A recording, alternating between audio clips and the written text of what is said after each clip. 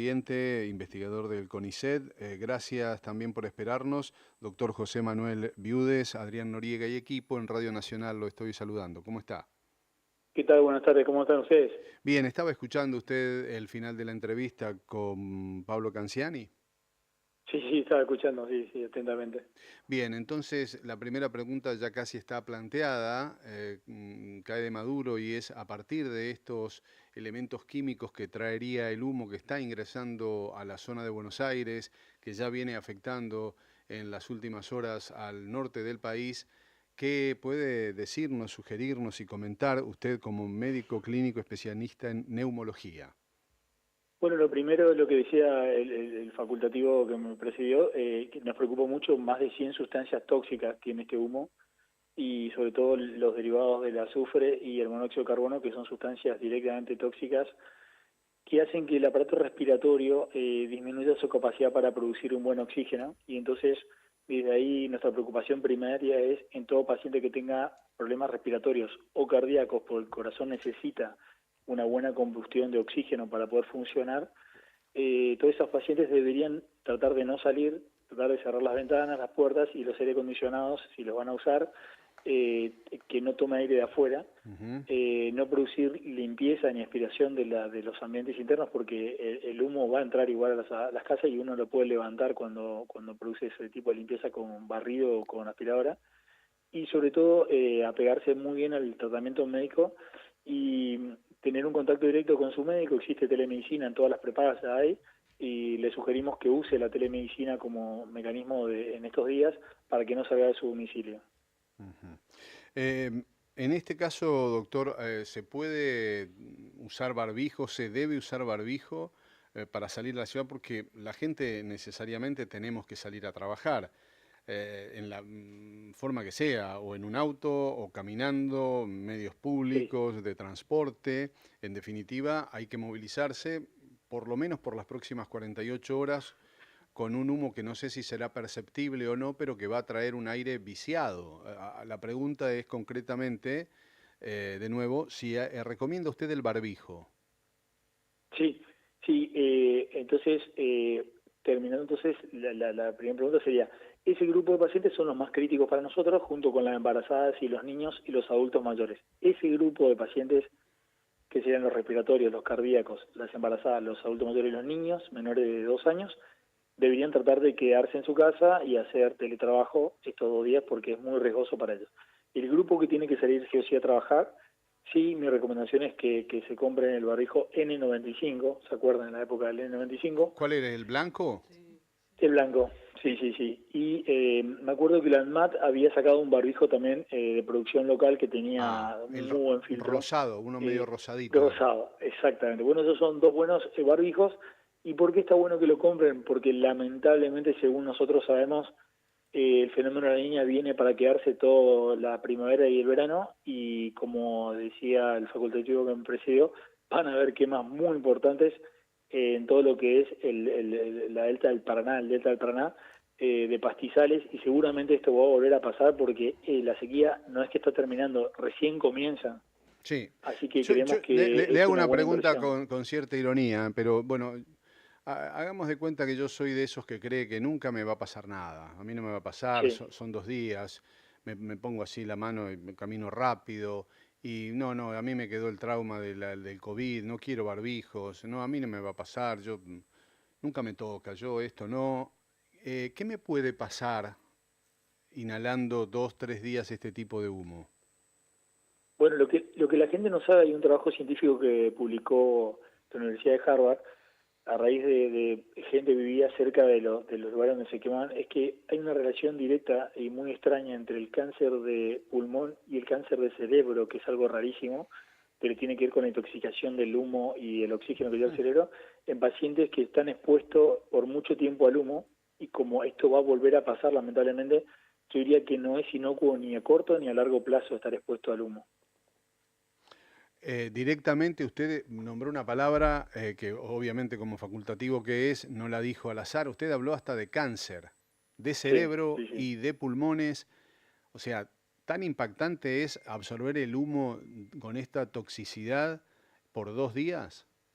Claro, por eso 2 días no, pero para que la gente sepa que como esto va a volver a pasar lamentablemente, esto va a volver a pasar y en Argentina más, sobre todo porque tenemos un país que depende mucho del agro, tenemos mucho campo, y entonces para esa gente que cree que es inocuo porque no tiene patología respiratoria ni cardíaca ni tiene alergias, sepa que es tóxico a mediano y largo plazo, y a corto plazo es tóxico sin lugar a dudas.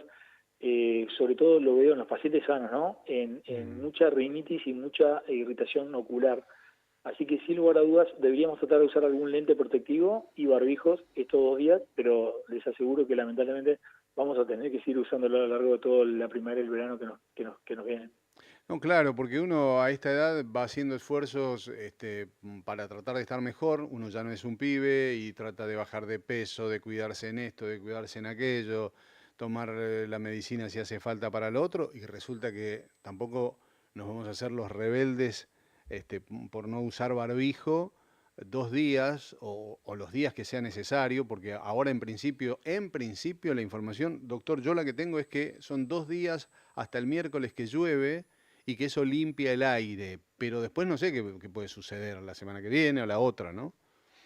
Claro, y aparte ustedes son una radio nacional, y yo creo que todo el norte va a estar expuesto toda la primavera y el verano, se lo aseguro, por los pronósticos de sequía que hay, a este humo. Así que tal Claro, vez a Buenos Aires le afecte un poco menos, pero el resto del país hacia el norte va a ser algo muy frecuente, y Brasil está cursando la peor sequía de su historia junto con claro. Bolivia, así que eso nos va a volver a pasar sin lugar a dudas. Qué bárbaro, ¿eh? Sin embargo, digo, todo el desastre que estaba ocurriendo, no solamente por las cuestiones naturales, fenómeno de la niña y el niño, pero también la mano del hombre que acelera los procesos de deterioro y que impactan directamente en nuestra calidad de vida. Sin embargo, seguimos sin tomar conciencia. Por eso es que yo decía esto del barbijo con cierta ironía. Cada uno con su responsabilidad y a su nivel, pero tampoco los gobiernos del mundo, más allá de ponerlo en una agenda porque queda bonito la preocupación ambiental, muy poco se hace para cambiar las leyes de explotación, de zonas verdes y demás. Muy poco se hace, hay mucha hipocresía. Y en la sociedad, a veces la hipocresía se mezcla con el desconocimiento y esto que decía yo, a mí no me toca, pero hay hechos contundentes y a la vuelta de la esquina, literal ahora, de Buenos Aires, que nos perjudican.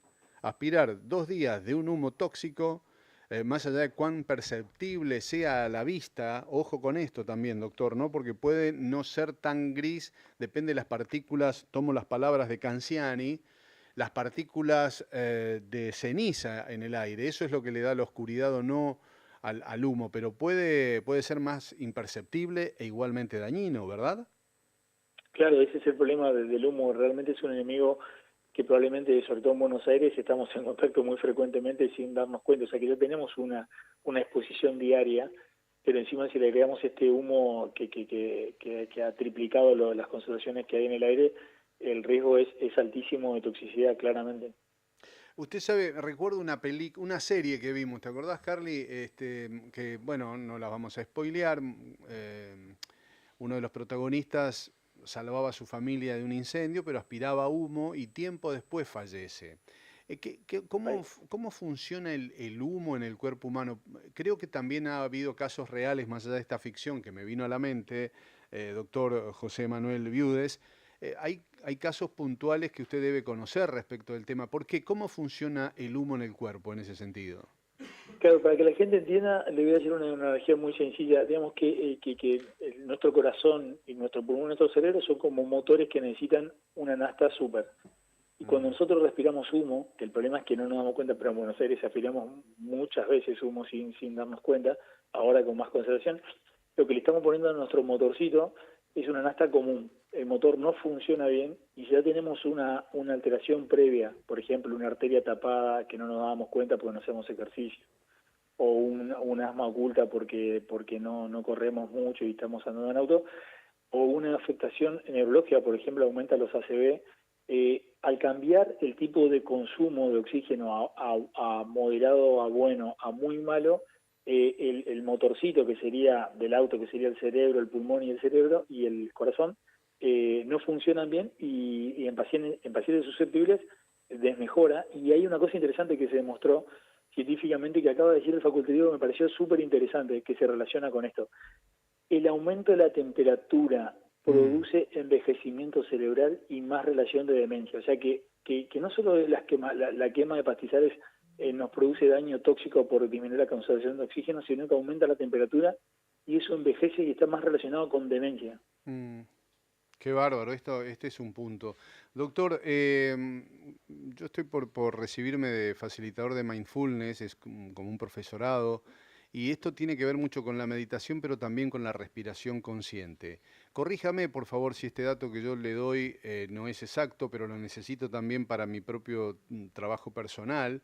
Eh, Respirar bien por nariz, respiración profunda por nariz y también la exhalación por nariz, es decir, evitar la respiración por boca puede mejorar hasta un 30% el flujo de oxígeno en nuestro organismo, sangre, cerebro, etcétera. ¿Esto es así, doctor? Sí. Tal es así que se hizo un trabajo científico y se demostró que al cabo del día los pacientes que le obligaban un trabajo científico en 1000 pacientes le obligaban a respirar por nariz con un tapabocas y al otro grupo le dejaban que respiren como querían. El grupo que solo respiró por nariz, al final del día tenían una medición de energía, que es una medición que se hace con cuestionarios, y tenían más de 50% más de energía al final del día que el grupo que respiraba solo por la boca.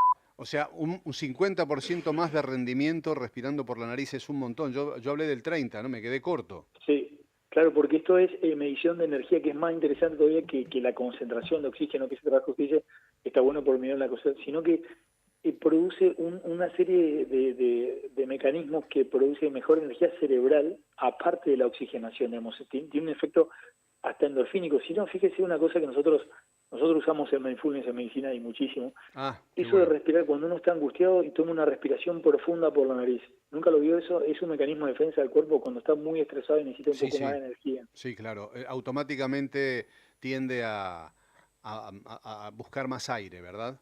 Sí. Más oxígeno en todo caso, oxigenar. Más oxígeno y produce una serie de sistemas de liberación de endorfinas que produce más energía cerebral. Totalmente. Doctor, un placer escucharlo, ¿eh? Muchísimas gracias. Gracias a ustedes, hasta luego. El doctor José Manuel Viudes, médico clínico especialista en neumología. ¿Vieron que hay que respirar por nariz? Que respiración lenta y profunda. Háganse el hábito de hacerlo, aunque sea 2 minutos, 3 por día, y la mente ya va recibiendo eso de salir del modo automático, que sirve para salir del modo automático no solamente la respiración, también otra composición de pensamientos. Salgan del modo automático.